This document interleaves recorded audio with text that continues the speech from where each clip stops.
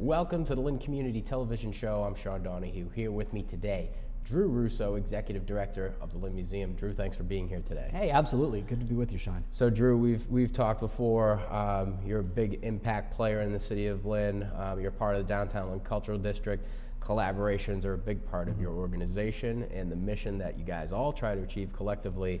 For those of us at home who may not be so privy to what you're trying to accomplish down there, let's talk about the museum, its mission, and how you play a role. So it's really now the Lynn Museum and LynnArts. Okay. Both of them having merged in 2014, and it made a lot of sense because you had two incredible impact players: the city's historical museum and really the conserver of what Lynn is and the incredibly consequential role Lynn has played in American society. And then LynnArts, which, with the gallery, the Black Box Theater, makerspace for artists, has really been a creative hub in downtown Lynn for almost 2 decades. So the opportunity that these two entities, basically, adjacent to each other, separated by the Lynn Museum courtyard, could come together was, I think, a really great thing for the cultural district. And I'm proud to be a part of it, and I can't believe it's almost been a year. I think we're at 8.5 months right now since I came on board, and it'll be a year in May. So it's been a very interesting time for me. It was definitely a shift professionally, but to come in and to work with a team of just incredible creative professionals.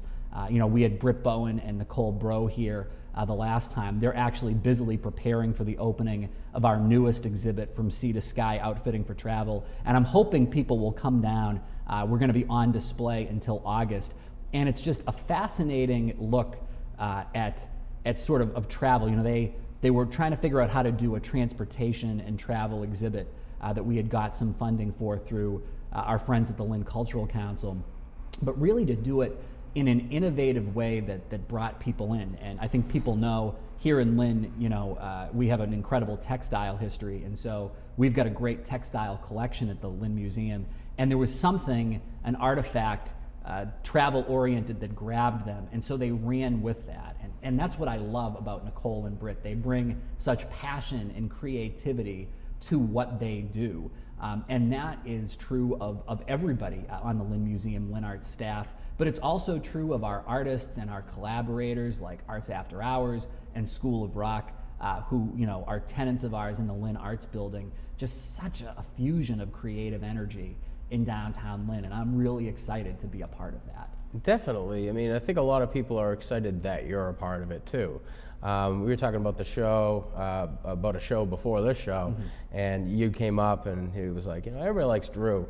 And I was asking you, is there somebody out there who doesn't like you? You haven't met him yet, so if you do, you know where to find him. You know where to find Drew. Let him know what he can do. He's running out of great ideas. Now, there are a lot of things have changed over there. You guys got new hours. You've got this new exhibit coming up. There's a newer staff. But what's really cool is that you're still involved with the guys who, like Kate Lucchini, who was a big part of it. And the location of the arts building and the museum, I mean, they're right next to each other. It's almost like it was meant to be, that collaboration was meant to be. I mean, you look at that Central Square area, you've got Kate and Carolyn Cole doing amazing work in the downtown Lynn Cultural District, and I think it is to our city's benefit that Kate has come back and taken such a proactive role, and then Carolyn, who herself was a very successful theatrical performer, coming back to lay down roots, and just this incredible collaboration that they've come up with together. But we also have Raw Artworks, which is doing incredible things, to create new artists, among youth in our city that need a program like that, and they have fulfilled that so well for so long. Like I said, I talked about Arts After Hours and School of Rock. We've got the Cultural Latina Dance Academy, and the Crystal Panjammers, the North Shore Caribbean Association, in the LynnArts building, that are incredibly reflective of the cultural diversity and sort of the multicultural expressions of art that have become more prominent in Lynn over the last half century. So it's a pretty exciting place to be, and there's no shortage of potential collaborators for us, and that is exciting. We're kind of shift to a little bit of Lynn's history, and we're incorporated in 1629. So what we're talking about is the impact that Lynn has played in the history and the development of the United States of America. Right. And whether or not people know it or they're willing to accept it, Lynn has always played that gateway to the American ideal, to the American dream, and going out and actually pursuing happiness. Here we're seeing a rise in cultural districts throughout the nation, and I think that this is something that Lynn has really kind of just jumped on board with and done effectively, and even in a way where people can use it as an example for future towns. We were talking before the show about, you know, what some of the struggles that you guys are facing in getting people in there and making sure that, you know, it's actually a viable resource to the community. And obviously this past year has proven some renounding results because of the people that you've got out there, those who are talking about the Black Box Theater, those who are talking about LynnArts and the different groups and tenants that are available there. You guys have done an outstanding job, and now you're playing the role of making other towns and other decision makers aware as to why they need to be involved in Lynn. Right. So let's shift to that. What do you think the answer is? How do we get more people in? Well, I mean, I don't think that there's one answer. I think that one of the things that we are trying to do with all of the collaborators that I just mentioned is, how do we make Lynn more of a destination? The auditorium, I mean, look at the kind of performances that the auditorium is bringing in here. You know, Chicago, Meatloaf, bringing people from all over the area, and you see that impact when those shows come in here in terms of, you know, the number of reservations at Rossetti's or the Blue Ox or Trios or R.F. O'Sullivan's or Casa Antigua. But you see that with Arts After Hours and the shows they're doing with the Black Box. You know, we're expecting a great turnout for the opening of From Sea to Sky on Thursday, January 21st. So, you know, the more that we can do to attract people and bring people into downtown Lynn and tell our story outside of Lynn, I think we're going to have a better shot to make that kind of impact and saying to people, you know, there's not just Salem is not the only destination on the North Shore. It's a great destination. I mean, I like to go there. Yeah. But Lynn is a destination too. There is a lot happening here, a lot more that could happen, and I think we're all working on that.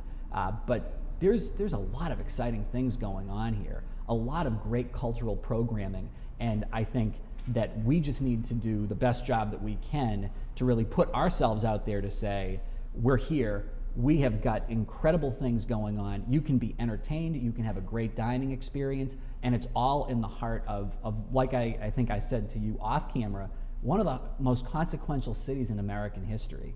You know, you really can look at the history of this country through the lens of Lynn, because we were an early settlement. You know, we were a community that developed. You know, From Sea to Sky, you know, tells the story of travel and transport. But at the Lynn Museum, we have a new wing that's going to be opening up, industry and craft. You know, and we've paid a lot of attention over the years, for example, to the shoe industry. And no one can deny that the shoe industry, followed by General Electric, really built an industrial community and helped build a middle class in Lynn. But you go back to our early foundings, this was an artisan workforce. You know, shoemaking was a craft. You know, whaling, flax, ice were so important to this local economy.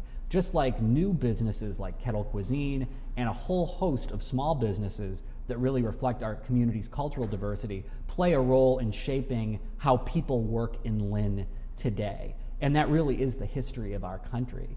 And so I think that people can come to Lynn, you can have that experience, really what I think is a quintessential experience of America, and have a great time while doing it. Yeah, I think you're seeing that today among the citizenship. It's without a doubt that Lynners have really embraced this change in the downtown cultural district, and they're excited to see what else has to come. And you know, we're talking to Corey about this. They've been doing what they've been doing over there at Arts After Hours for 5 years. They're going on to the 6th season. And I mean, the growth that he's seeing and the type of demographic that he's appealing to, it's not just Lynners anymore. You're starting to see people from Swampscott come over and start utilizing the services that are available in Lynn. And not only just entertainment, but I mean, the services that are available for those in need here. Lynn isn't only a town where you can come and have fun. And Lynn is a place where you can go and you can get a leg up, and you can find a hot meal, and you can get good conversation, and you can learn a lot about how to engage your community and how to get back on track. So I want to switch directions back to the museum. We've got so much time left in the program. some of your exhibits that are coming up. You've got new hours over there at the museum. Cover that quickly, and then let's talk a little bit about some of these exhibits that are going to come up. Yeah, so we just decided to kind of shake up, how we're going to be open, and so we're actually going to be open for 5 days a week. We're going to be open on Tuesdays 3 to 7, Wednesdays and Thursdays 12 to 4, and Fridays and Saturdays from 9 to 1. And really looking at sort of our visitorship patterns and sort of wanting to do some new things, we thought that would be a way to go. So that's what we're going to work with in the winter and spring of 2016. So we're open in evening, we're open some afternoons, and we're open some mornings. So people really have a wide variety of times based on work schedules where they can really come and experience the museum. And obviously, we're always looking for new members too. There's a lot of great things going on, some of the things that I've already mentioned, and some of the other programs that we'll talk about. But membership, we try to raise funds to keep membership accessible and affordable. And by visiting www.lynnmuseum.org or visiting us during some of those hours, you can learn how to be a member of what I think is, an outstanding local institution, 2 outstanding local institutions that have come together. Right, and you're seeing the growth. I mean, everybody's there's a snowballing effect. And you're seeing other organizations jump on. So you've got Raw, who's located right down there. Building Bridges Through Music. I know they're in a different building now, but they're growing. They've received some grants, and their projects are up and running.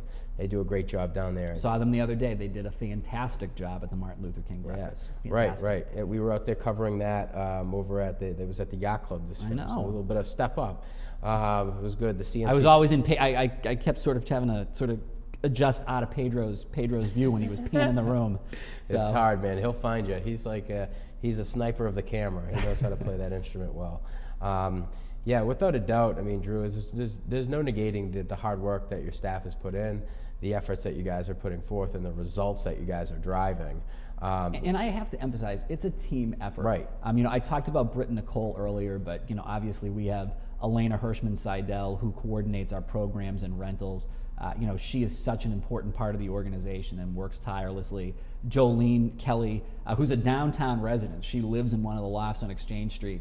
She was a volunteer who ended up becoming our operations coordinator in the LynnArts building. And it really is a labor of love for her. And it's just a wonderful collection of creative energies that really makes the Lynn Museum and LynnArts go. Yeah, these two staff members that you're talking about, when I've met them, I mean, they appreciate what they do so much that it is insightful for somebody who knows nothing about it. I mean, that the way that they treat these documents, the way that they treat these clothes, like it's like, why do you do it that way? And they're like, well, there's a certain way they have to, and it really just it engages you in a sense where you're like, wow, this is something that they really like to do. And I think everybody really likes to be appreciated for something that they enjoy. And your staff has really embraced that. There is a lot of joy. And we have a great board of directors too. And you need, a great board of trustees. You need that type of collaborative spirit among a staff and among a board to really make things work. And I think that's something that we've always had, but we're growing stronger and stronger. And it's just great to work with great people every day. Like, I have such great joy going in and being able to work with them and to work with some of our other collaborators in the downtown. Yeah. Now, is Kate was a big player in the development of the museum. She was, absolutely. Now, do you collaborate with her and some of your focuses? Oh, absolutely. I mean, I think the great thing downtown now is there is really sort of a commonality of purpose, and everybody's rowing in the same direction. We may have differences of opinion sometimes, but everybody sees the opportunity here. It's not even just about potential anymore. It really is about opportunity and wants to be working together, to achieve that goal of making us a destination. And so it's great to get together with other collaborators in the cultural district. We talked about Arts After Hours and School of Rock and Raw. Centerboard is obviously a key part of that. And some of the downtown businesses are becoming part of that too, in addition to the Lynn Museum and LynnArts.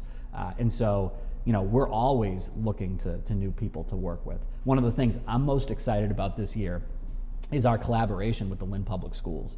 And thanks to the generosity of Old Neighborhood Foods and the DeMarcus family and the Gerondalis Foundation, we have some money that we can work with to start a pilot program where we're going to bring the third grades in 5 of our elementary schools into the Lynn Museum to have a completely interactive educational experience of the new exhibit that's going to be opening up this spring, Industry and Craft, and really looking at that history of work. And for those students, a curriculum-based program with an interactive educational experience that sort of looks at the evolution of Lynn's work from farm to factory to today.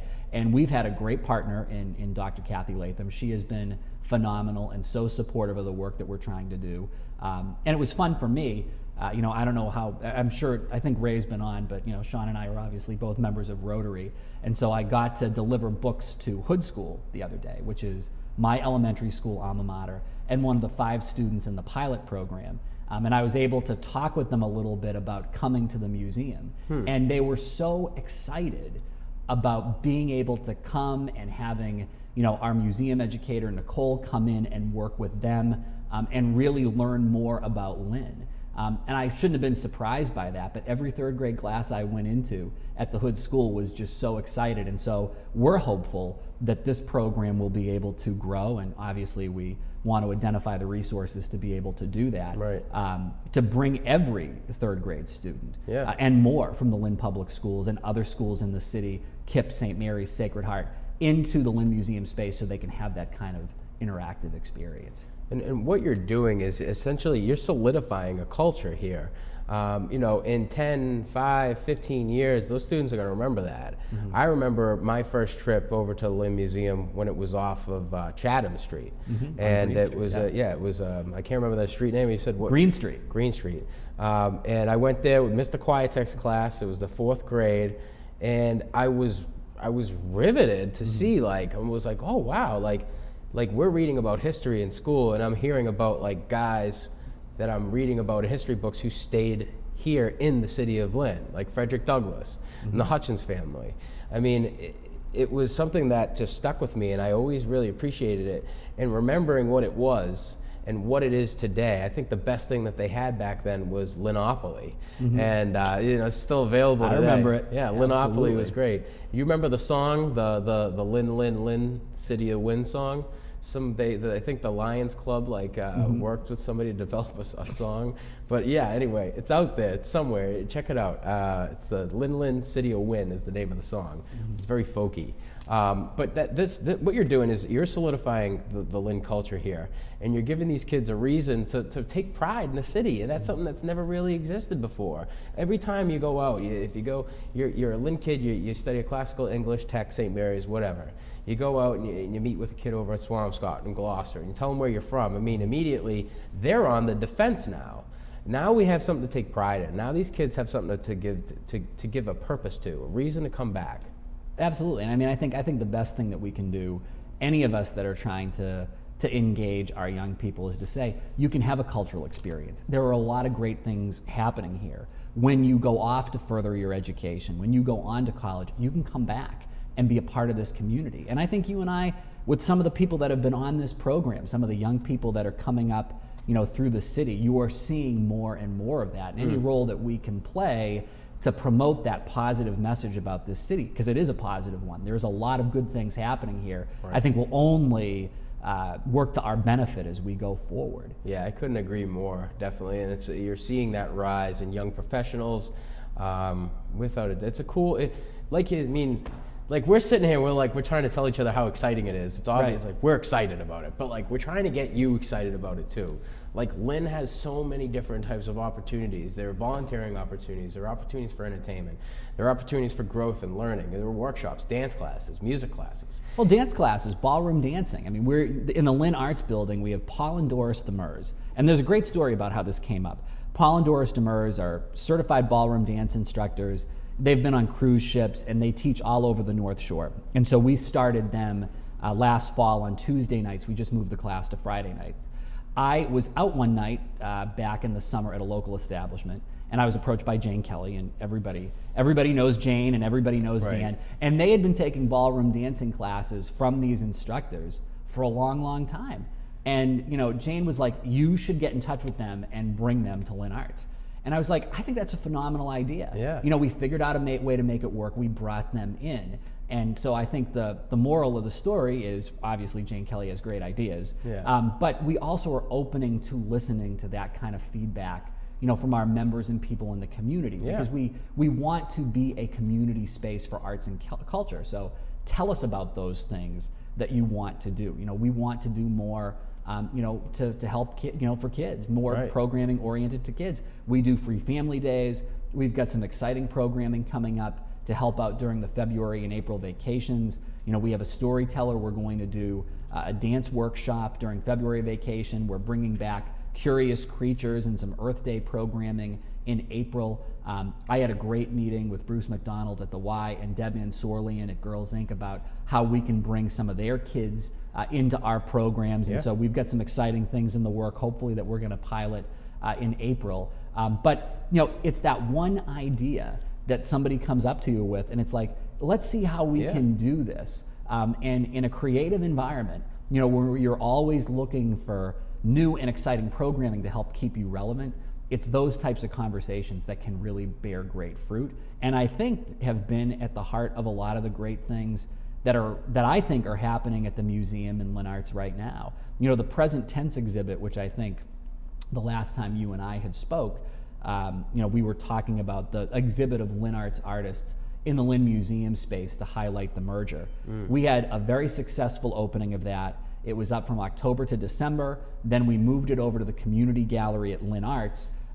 And now in February, Senator McGee is going to be hosting that exhibit, which is going to be on display for 2 months in the lobby of the Senate chamber at the State House, which is a wonderful opportunity for us on a statewide platform to highlight the great local art that's being created here. And then more locally, in our community gallery starting in February, we are going to have a 14-month rotation of the different artists in the LynnArts building. Not just the visual artists either, but the performing artists. Arts After Hours is taking a month, Cultural Latina is taking a month. Nice. Leslie Rosenberg, Leslie Fawn Rosenberg, who is a long-standing artist and a long-standing member of the Lynn arts community, is going to be opening The Flip Side of Love on February 6th. And so we're excited about that, because what better thing could we do than to promote and offer our local artists the opportunity to sell their works in their community. And the same thing, you and I were talking about the Lynn Shelter Association before.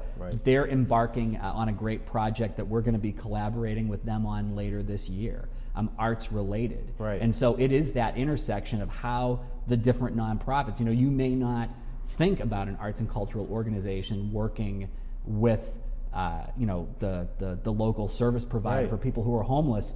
Why not? Why not? Why not? Like that. Those are the types of opportunities that we should be embracing. The whole moral of this interview, and you hit the nail on the head, is the collaboration, and you're seeing that. And the reason why you guys have been successful is because you're willing to work together. You're willing to compromise, which is that means that both people got to do something that they don't want to do. A lot of people have trouble accepting that.